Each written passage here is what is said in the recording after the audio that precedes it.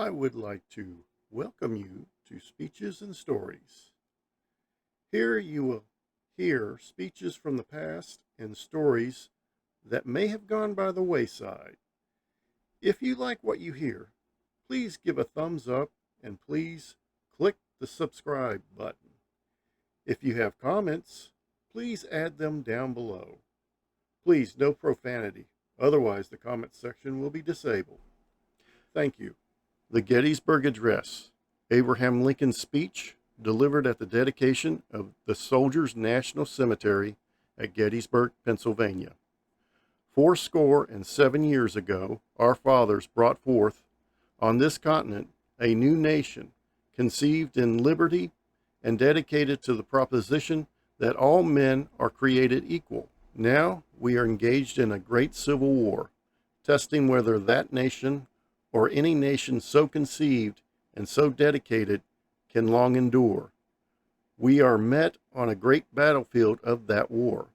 We have come to dedicate a portion of that field as a final resting place for those who have gave their lives that nation might live. It is altogether fitting and proper that we should do this. But in a larger sense, we cannot dedicate, we cannot consecrate, we cannot hallow this ground.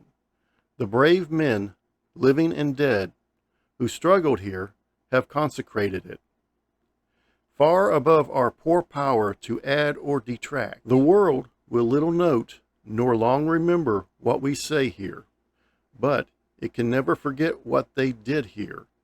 It is us, the living, rather, to be dedicated here to the unfinished work which they who fought here have thus so nobly advanced. It is rather for us to be here dedicated to the great task remaining before us, that from these honored dead we take increased devotion to that cause for which they gave the last full measure of devotion, that we here highly resolve that these dead shall not have died in vain, that this nation, under God, shall have a new birth of freedom, and that government of the people, by the people, for the people, shall not perish from the earth.